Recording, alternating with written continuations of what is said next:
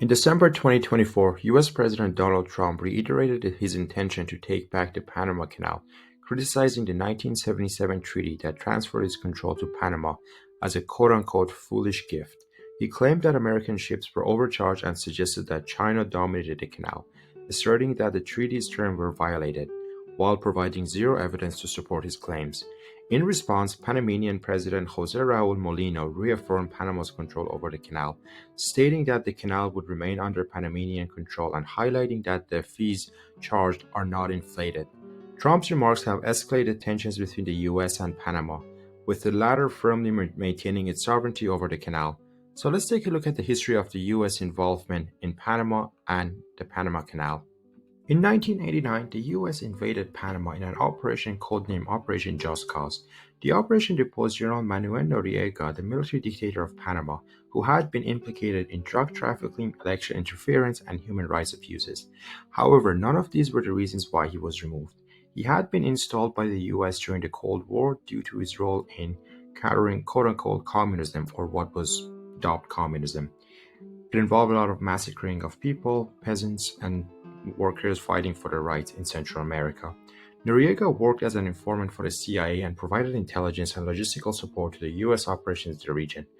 However, by the mid-1980s, his involvement in drug trafficking, money laundering, as well as his record of human rights abuses was too much bad publicity for the US, and it finally rubbed off the US the wrong way. With the threat of communism seemingly gone, a plug was pulled and Panama was invaded. This came 86 years after the initial invasion of Panama by the US in order to construct the canal. Panama's history, shaped by a strategic role in transismian commerce, turns toward the idea of constructing a canal to replace the arduous overland route. In 1519, the Spanish crown funded the creation of a cobblestone track connecting the Atlantic and Pacific Oceans. By 1534, the Chagres River was dredged, enabling easier transport for two-thirds of the journey. In 1882, however, Ferdinand de Lesseps initiated work on a canal, but by 1889 the project collapsed into bankruptcy due to engineering challenges such as frequent landslides, equipment failure, and mudslides, compounded by widespread disease. In 1894, a new company was established to recover some of the losses from the failed venture, but much of the abandoned 19th century French machinery remained visible in Panama well into the 21st century, when some of it was finally removed and sold as scrap. The bankruptcy of this company will play a crucial role in the next decade for Panama. In 1902, US President Theodore Roosevelt persuaded Congress to take over the abandoned canal construction project while Colombia was embroiled in the Thousand Days War.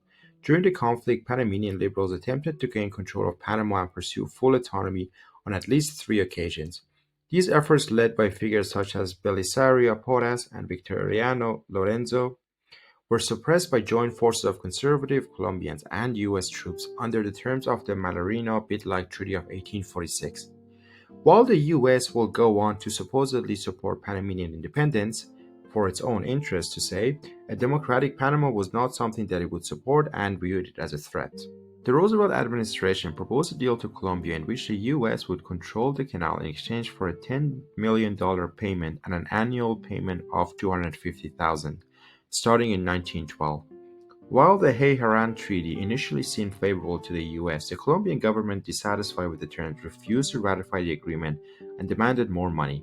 By September 1903, negotiations had collapsed, prompting the US to shift its strategy. In other words, Colombia refused to sell a part of its territory because the money they were being offered was not economically viable, and the US decided to resort to non-peaceful methods instead. It is important to also reiterate that at no point there was a threat to US business being able to cross Panama. This is where the bankruptcy of the French company plays a major role as well.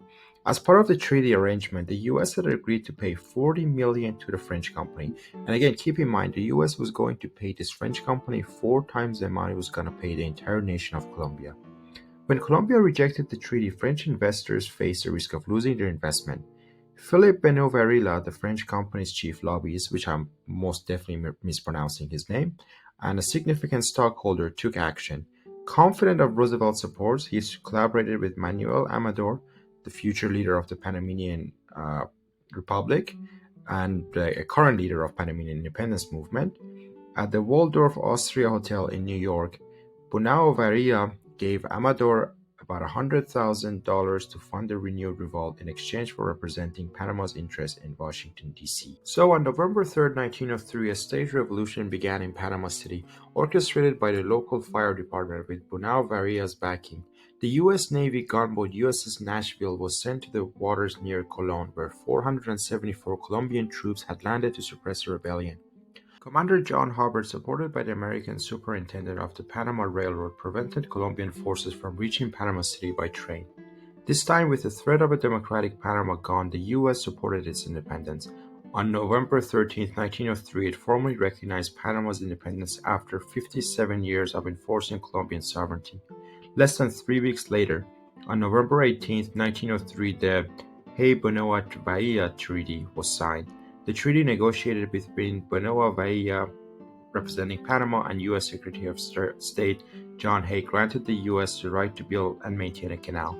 Let me just reiterate, the treaty signed by representation of Panama being some French capitalist who failed in his ventures to dig a canal, granted the U.S. the right. It also established U.S. sovereignty over a 16-kilometer and 80-kilometer zone, later known as the Panama Canal Zone. In this zone, the U.S. was granted perpetual rights to construct, manage, fortify, and defend the canal. Now, all of this was in clear violation of the Mallarino-Bidlack Treaty, which was a treaty signed on December 12, 1846 between the United States and New Granada, modern-day Colombia and Panama. The key provisions of the treaty were as follows. Free transit rights. The treaty guaranteed the United States the right of free transit across the Isthmus of Panama, then part of New Granada. This was crucial for U.S. interests, especially after the gold boom in California. Mutual defense. The treaty required the U.S. to help New Granada maintain sovereignty over the Isthmus of Panama and defend it against foreign powers or internal rebellions. In exchange, New Granada guaranteed the U.S. access to the region.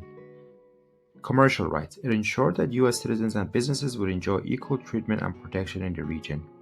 Just as an example, in 1856, the U.S. invoked the treaty for the first time during the Panama Railroads, also known as Watermelon Wars.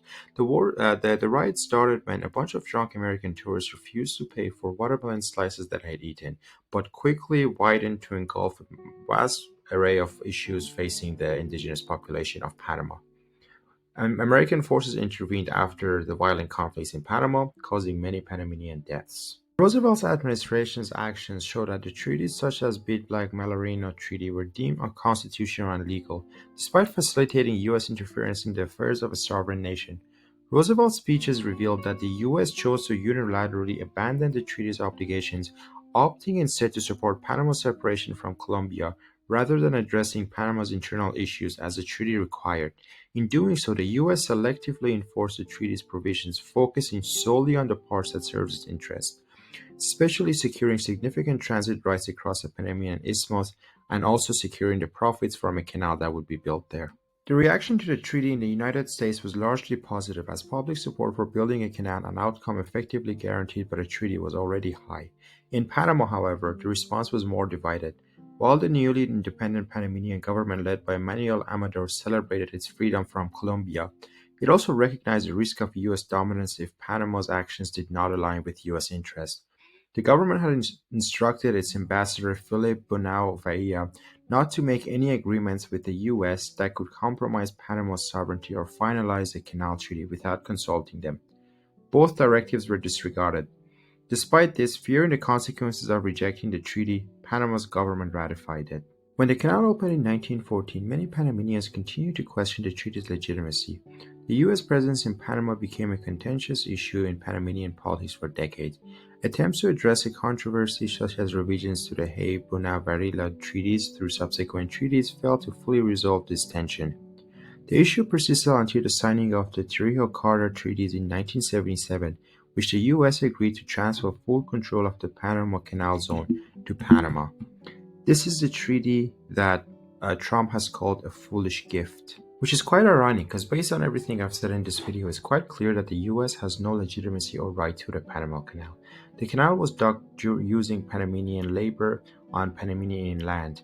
The only thing is, the profit from the canal for almost 100 years went to the USA instead of to the people of Panama who built and maintained the canal.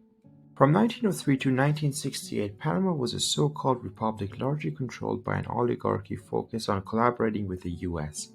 In the 1950s, the Panamanian military began to challenge the political dominance of the oligarchy, but not the American hegemony. On January 9, 1964, anti-American riots erupted over the sovereignty of the Panama Canal Zone. The unrest began when a Panamanian flag was torn and students were killed during a confrontation with Canal Zone police officers and residents. The event is also referred to as the Flag Incident or the Flag Protest. U.S. Army units were deployed to help control the violence after the Canal Zone police were overwhelmed.